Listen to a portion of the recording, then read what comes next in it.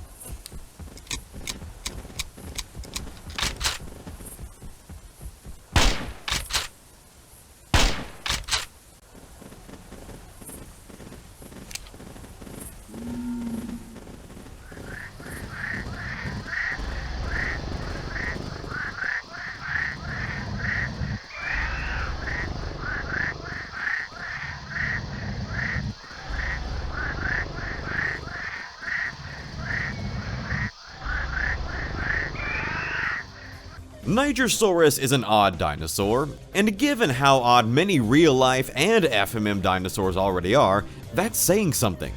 It's a relatively small sauropod, especially for FMM standards, maxing out at about 40 to 45 feet long and around 6 to 7 tons. Nowhere near the titanic proportions of Brachiosaurus or even Amargasaurus. What makes Nigersaurus truly unique, however, are its short, horizontal neck and its unnaturally wide snout, wider than even most duck-billed hadrosaurs, which was stocked with more than 500 identical needle-like teeth. Most dinosaurs are wider at the base of their head, while their snout tapers into a more narrow point. And most FMM sauropods hold their necks up in a regal, vertical position. But with its wide snout and horizontal, short for a sauropod neck, Nigersaurus breaks both of those standards. And that, coupled with its relatively small size and skittish behavior, gives it a very odd, nervous appearance. Despite its strangeness, however, it is a fantastically designed sauropod.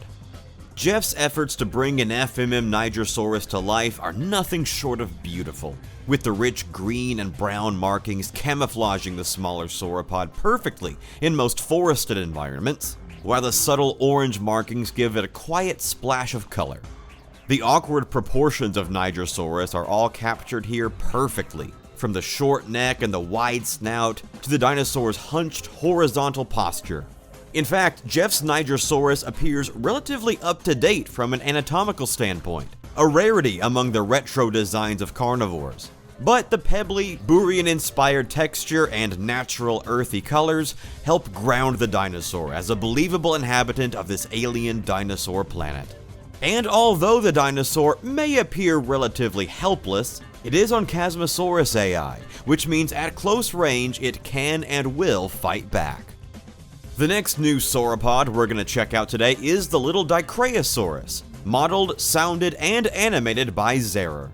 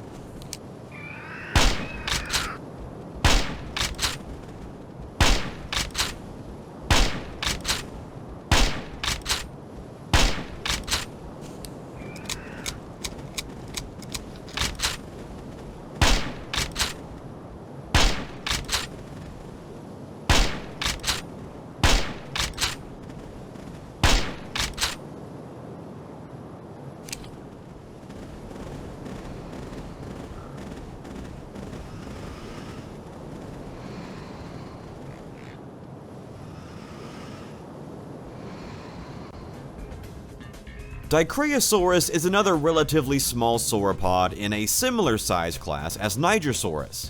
Although the design philosophies between Zera's Dicraeosaurus and Jeff's Nigersaurus couldn't be more different. This Dicraeosaurus looks like it stepped right out of the television screen from an old stop-motion dinosaur program, complete with the vertically posed neck, arched back, dragging tail, and simple texture and colors. It's not very flashy, but it doesn't need to be. It's a relatively small, herbivorous animal designed for eating plants and avoiding predators.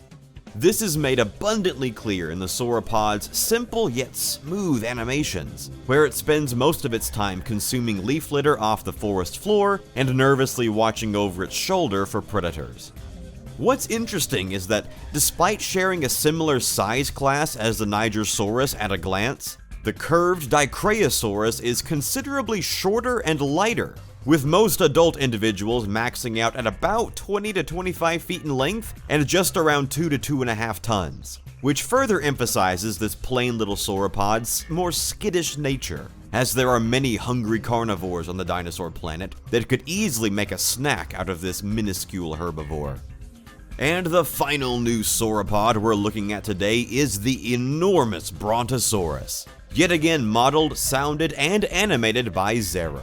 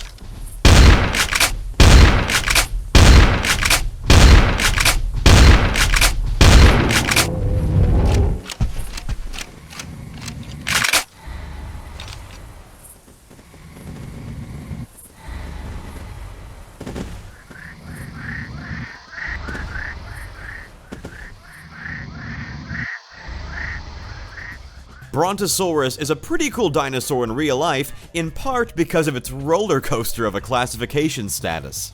It was among the first dinosaurs ever formally discovered in 1879, but was later reclassified as just an Apatosaurus in 1903. However, 112 years later in 2015, Brontosaurus was resurrected as its own distinct genus from Apatosaurus, which I think is really neat, because a name like Thunder Lizard is just too cool to not use. And the FMM iteration of Brontosaurus more than lives up to its name. This colossal alien Brontosaurus stands in sharp contrast to the two other sauropods we've looked at today, with most adults reaching lengths of up to 90 feet and weights of around 25 to 30 tons, much more in line with most of FMM's other sauropods. These massive plant eaters can be heard thundering across the landscape, digging up soft, nutrient-rich plants with their huge clawed arms, and bellowing with their immense, muscular necks. That's one of my personal favorite aspects about this Brontosaurus. It's an enormous, bulky, and chunky dinosaur. You can feel the weight in its huge neck and whip-like tail as it moves, and the fluid animations really highlight those attributes. This Bronto is no gentle giant, however, as it is an extremely territorial dinosaur, and could give any predator in the central sector a run for its money in terms of aggression and determination in pursuing its foes. Ultimately, these three new sauropods are a fantastic addition to anyone's hunting roster. And I think what I like most about these three is just the amount of variety between them. Huntable sauropods used to be a rarity on hunting tours, usually reserved for the final bonus animal slot. But now, more and more huntable sauropods are popping up on dinosaur rosters, and the diversity between these three specifically gives hunters a plethora of options. I have all three of these sauropods on the same hunting roster, and not once do I feel like they're just too repetitive, or overlapping, or like I'm hunting just another sauropod again. Whether your preference is to hunt small, skittish, more vertically postured retro sauropods, or mid-sized, mildly aggressive, and more anatomically up-to-date sauropods, or titanic, earth-shaking, aggressive behemoths, each of these sauropods fills a distinct niche on the dinosaur planet, which is fantastic coming from a group of animals that are generally typecast as nothing more than gentle giants. Alright, so there you go guys, 3 new sauropods are available to hunt in your version of Carnivores 2. But which of these new sauropods is your favorite? Which do you prefer to hunt or display in your trophy room? And what's your personal preference? Retro sauropods? Anatomically modern sauropods? Gentle giant sauropods? Or hyper-aggressive sauropods? Be sure to let me know down in the comment section below. Thanks as always for watching guys, you are all truly the best. And I will see you guys next time.